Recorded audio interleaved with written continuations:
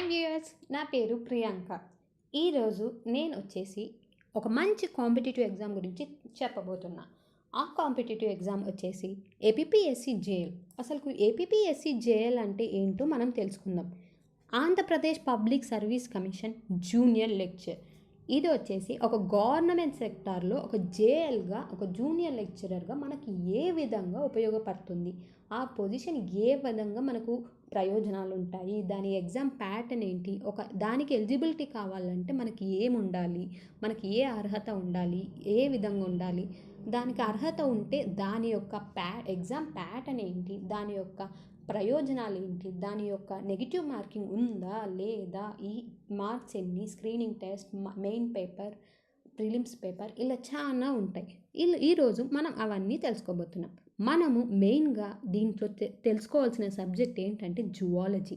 ఈ సంవత్సరంలో జువాలజీ ఏ విధంగా దాని సిలబస్ ఉంటుంది, ఏ విధంగా దాని paper 1, paper 2 and oral test ఏ విధంగా ఉండబోతుంది, దాని యొక్క మార్క్స్ ఏంటి, దాని యొక్క నోటిఫికేషన్స్ ఎప్పుడు పడతాయి అనేది మనం ఇవన్నీ తెలుసుకుందాం. మనకి ఇవన్నీ తెలుసుకునే ముందు మనకు ఒక డౌట్ రావచ్చు, అసలుకి ఈ జాబ్ వల్ల మనకు ఏంటి ఉపయోగం అని. ఈ జాబ్ వల్ల చాలా ఉపయోగాలు ఉన్నాయి. మన పే స్కేల్ అంటే మన శాలరీ వచ్చేసి స్టార్టింగ్ 30,000 to 90,000 వరకు పెరిగే ఛాన్స్ ఉంది. దీనివల్ల మనకి ఎక్స్పీరియన్స్ పెరగడం వల్ల ఇయర్స్ కొద్దీ మనం ఆ సెక్టార్లోనే గవర్నమెంట్ సెక్టార్లో పనిచేయడం వల్ల మనకి ఇయర్స్ ఎక్స్పీరియన్స్ రావడం వల్ల దానివల్ల మన పొజిషన్ అనేది ఇంక్రీజ్ అవుతుంది. For example, junior lecture to senior లెక్చరర్గా వెళ్ళొచ్చు. మళ్ళీ ఒకే విధంగా ఇంకొకటి, దీంట్లో మనకు వన్ సైడ్ మనం ఒక జాబ్ చేస్తూ మన స్టడీస్ని కంటిన్యూ చేయొచ్చు. ఫర్ ఎగ్జాంపుల్, ఒక యూనివర్సిటీలో ఒక మంచి జూనియర్ ఇంటర్మీడియట్ కాలేజ్ లెక్చరర్గా పోస్ట్ వచ్చింది.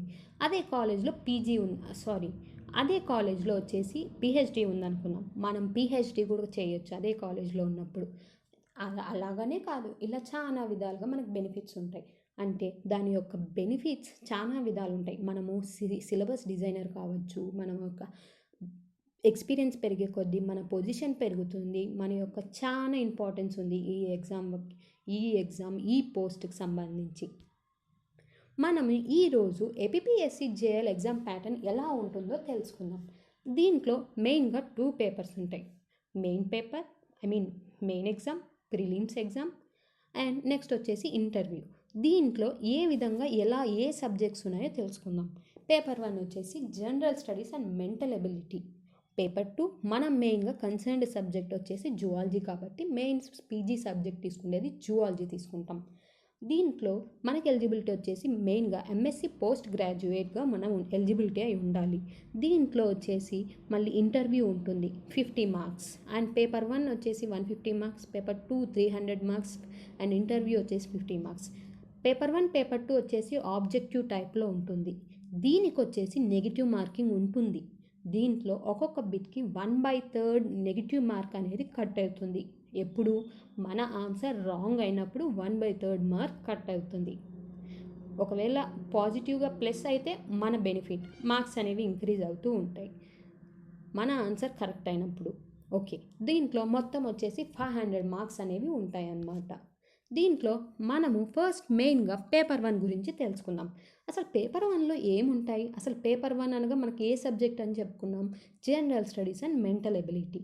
దీంట్లో కరెంట్ అఫైర్స్ ఉంటాయి, జనరల్ సైన్స్ ఉంటుంది, social economics, Indian polity, economic development, physical Geography, disaster management, ఇలా చెప్పగా చాలా ఉంటాయి. దీంట్లో వచ్చేసి మెంటల్ ఎబిలిటీ అనగానే లాజికల్ రీజనింగ్, వర్బల్ రీజనింగ్, ఇలా చాలా రకాలుగా ఉంటాయి. డేటా అనాలిసిస్, ఈ విధంగా చాలా ఉంటుంది. మనము ఇప్పుడు మెయిన్ కన్సర్న్డ్ సబ్జెక్ట్ పేపర్ 2 వచ్చేసి జువాలజీ. మనం తీసుకున్న సబ్జెక్ట్ అంటే మన పోస్ట్ గ్రాడ్యుయేషన్లో తీసుకున్న సబ్జెక్ట్ ఏది ఉంటుందో ఆ విధంగా మనం జేఎల్కి ఆ సబ్జెక్ట్ తీసుకోగలుగుతాం. దీంట్లో వచ్చేసి జువాలజీ సబ్జెక్ట్లో వచ్చేసి మెయిన్ సిలబస్ వచ్చేసి కోఆర్డినేట్స్. మనం ఫెమిలియర్గా చదువుతున్న సబ్ టాపిక్సే కోఆర్డినేటా, genetics, developmental biology, ecology, general concepts, ఇలా cell biology, system and cell physiology, histology, immunology. దీంట్లో మనకు మెయిన్గా రెఫరెన్స్ బుక్స్ వచ్చేసి విజేత competitions.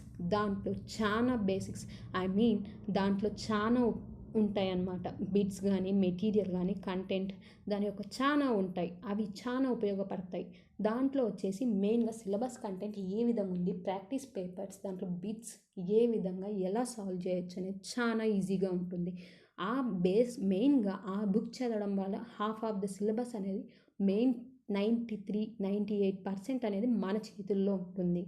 Intermediate text books, 8th to 10th class text books, degree text books, Telugu academy కానీ, MSc preparation books, ఈ concerned subject సంబంధించి అన్ని బుక్స్ చదవడం వల్ల మనము చాలా ఉపయోగపడుతుంది. నాలెడ్జ్ గెయిన్ చేయగలుగుతాము. దాని ద్వారానే మనం ఒక సీట్ జేఎల్ పోస్ట్ అనేది సాధించగలుగుతాము. ఈ విధంగా మనం సాధించగలుగుతాము. ఈరోజు నేను చెప్పింది ఏపీపీఎస్సీ జేఎల్ ఎగ్జామ్ డీటెయిల్స్ గురించి. నెక్స్ట్ మనము ఇంకొన్ని డీటెయిల్స్ తెలుసుకోవడానికి మళ్ళీ కలుసుకుందాం.